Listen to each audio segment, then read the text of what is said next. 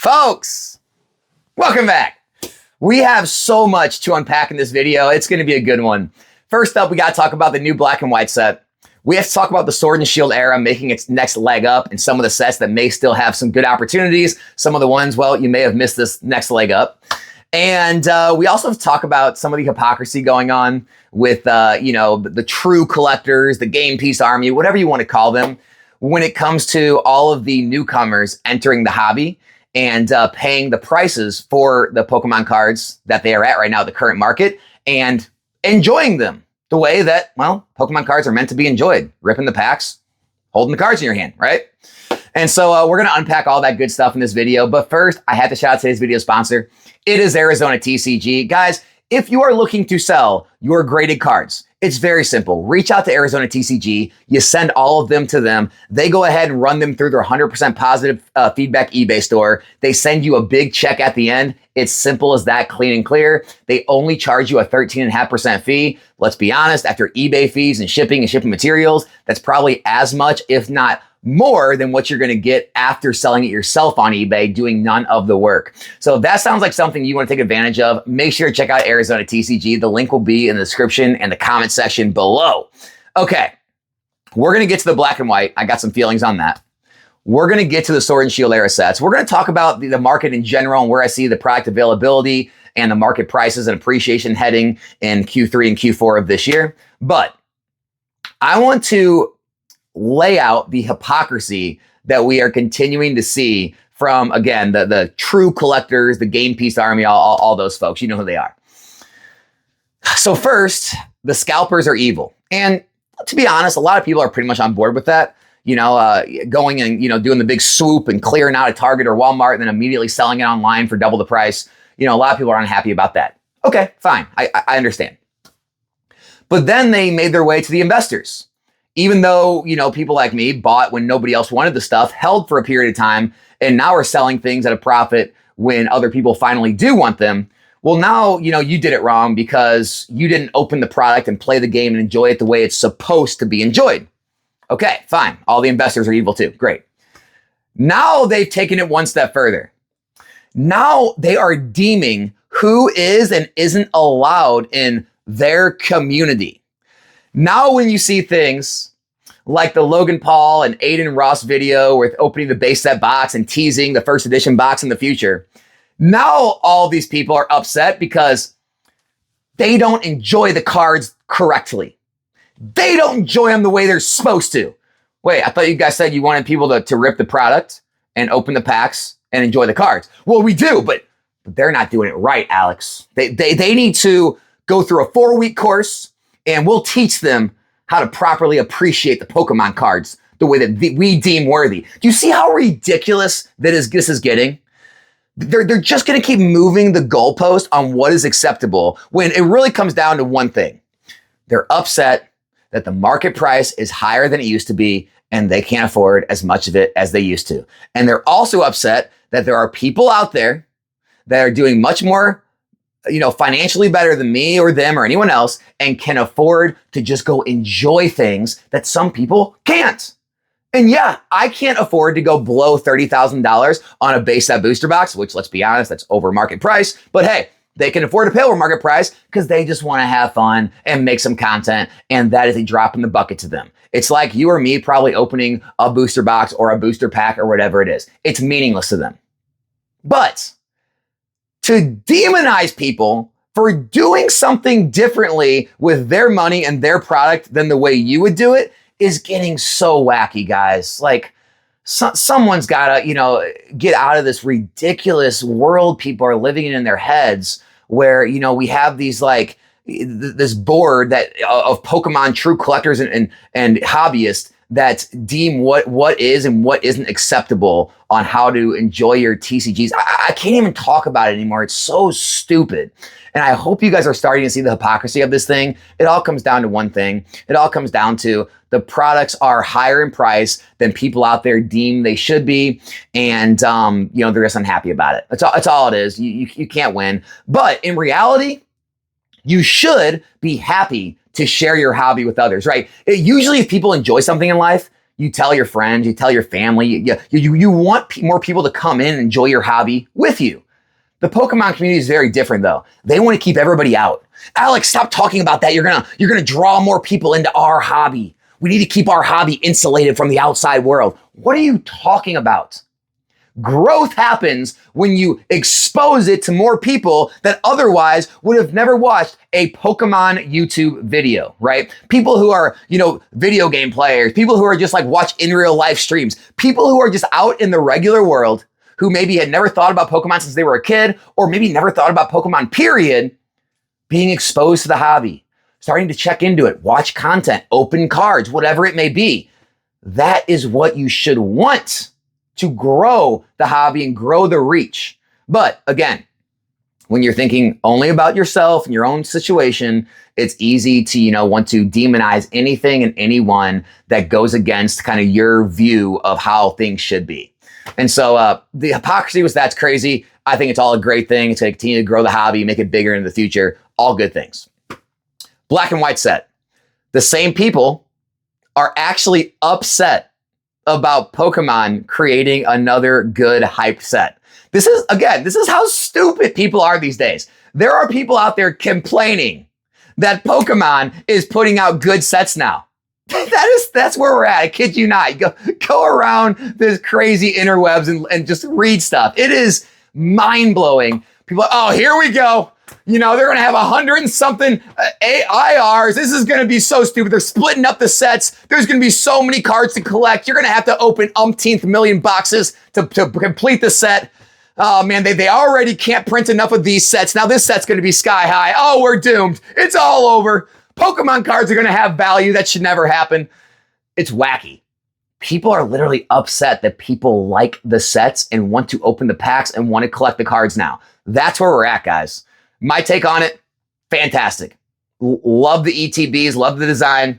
Love the fact that they're, trying new things with the split sets. Love the idea of having tons of hits in the set because that way you're going to feel like you're pulling something much more often. But at the same time, because the set's so large, it's actually going to be hard to chase each individual card. So it's going to be one of those things like you can actually lower the pull rates and make it easier to pull a specific rarity, but the card could actually be way more rare because there's so many that it's so hard to pull each specific card. I think that is such a perfect plan in my mind. That way, when you open packs, you get that good feeling of always pulling hits, but at the same time, it's actually hard to collect a set and it will actually hold value on a lot of those cards.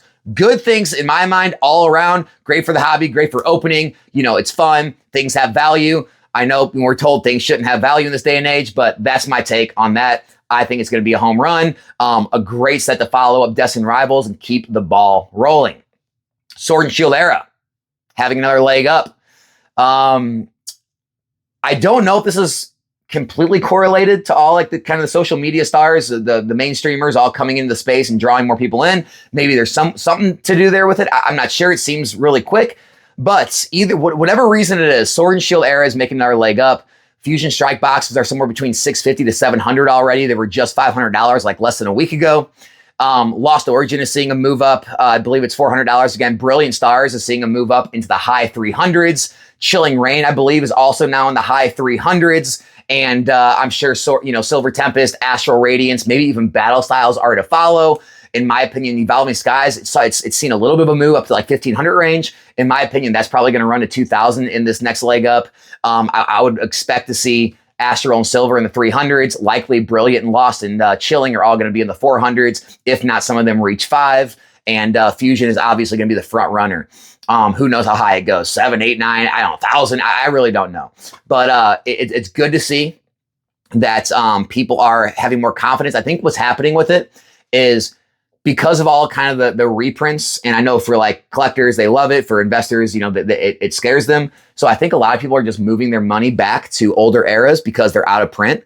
waiting for kind of things to age a little more and kind of less fear of reprints, put their money back in Scarlet Violet. And in my opinion, in the next 1 to 2 years, we're probably going to see another leg up on Scarlet Violet 2, where a lot of these boxes go from the 2 to 300 plus range, because as sets get to that 2 year plus range, more and more people feel comfortable putting money to work and not holding on the sidelines, fear of reprints and restocks.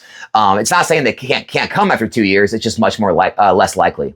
And so that's why I see happening with Sword and Shield. I think this is going to be a pretty good run over all the sets. I think there are some good pickups still. I think, look, I can't say things are not good pickups because we've just seen what happened with Sun and Moon and XY. So I can't even tell you Fusion Strike isn't a good pickup at 650, 700. I mean, it could go to 1,000, like I said. But some of the ones that haven't moved yet, Silver, Astral, haven't moved much yet at all.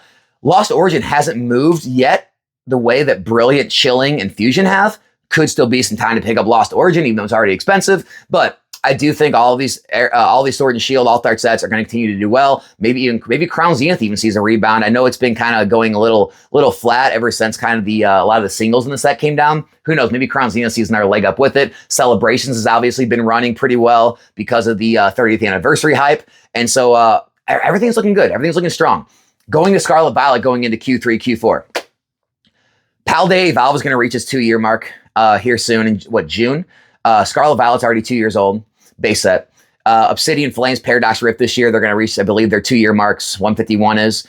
I would expect more and more money to continue to move into this sets 1 through 4 and including 151 as people get more and more comfortable with the age of them and, more and more comfortable. We're not going to see massive reprints or restocks. Again, not saying you can't. It's just less likely and less likely we're going to see massive ones. And so you'll see people more and more comfortable putting their money to work and holding, which will likely, lower the supply and drive up the price on those.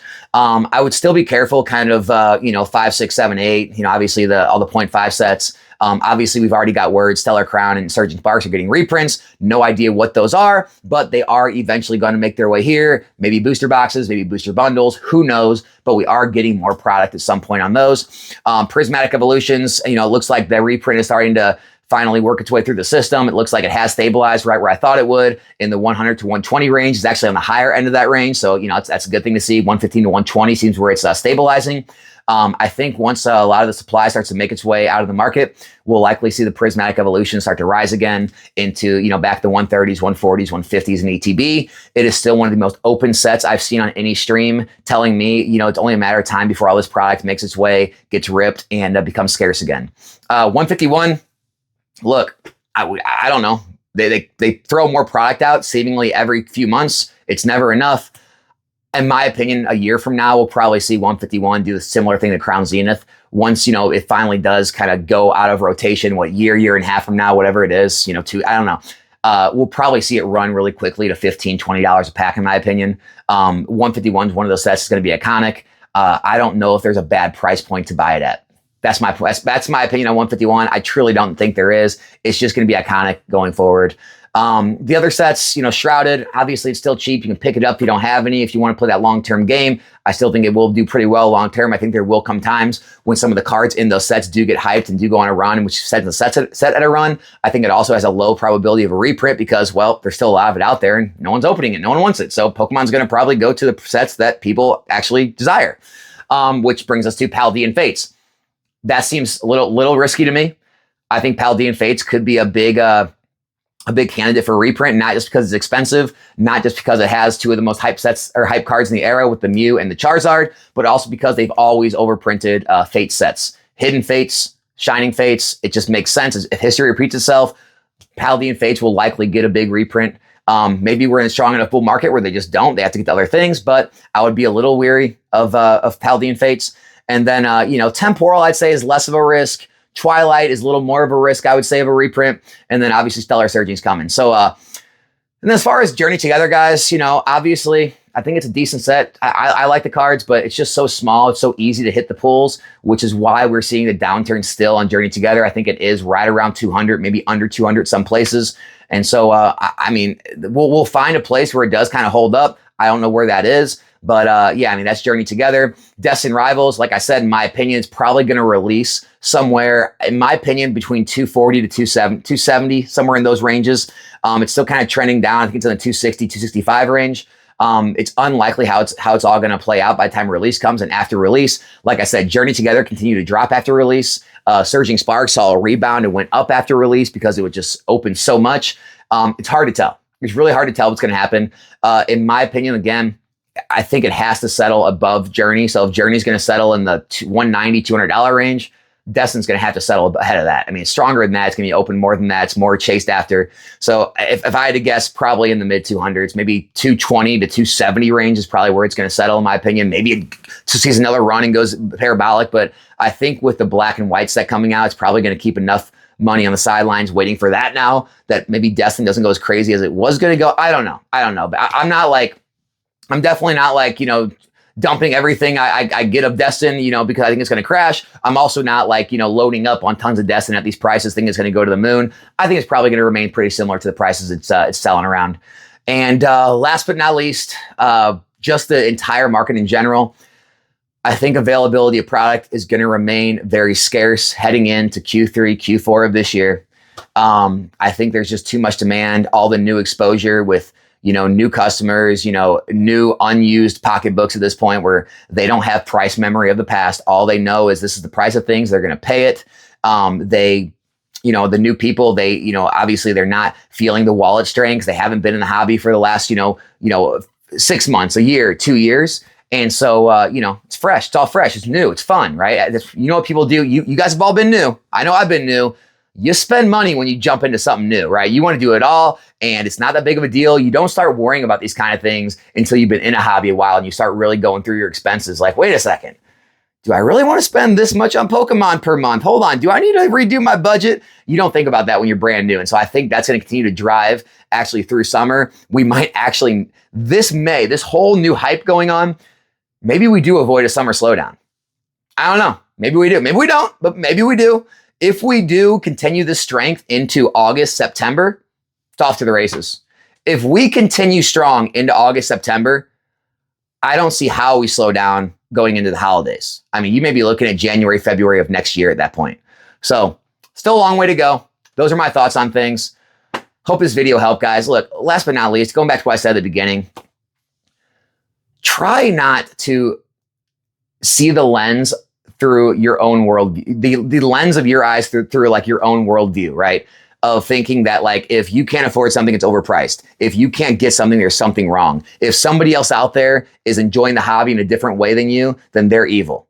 Guys, somebody literally that is rich, that wants to rip cards and open them for themselves and use them however they please, that is never going to be a net negative for Pokemon.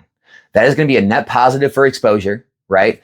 A net positive for, just getting the feeling of enjoyment that all of the people opening those get. No matter if they enjoy it the same way as you or the right way or appreciate the cards or know the Pokemon, none of that matters. They're having fun. Having fun in life is not a bad thing. And exposing the hobby to more people, I don't know, guys. That's all I got. I'm out.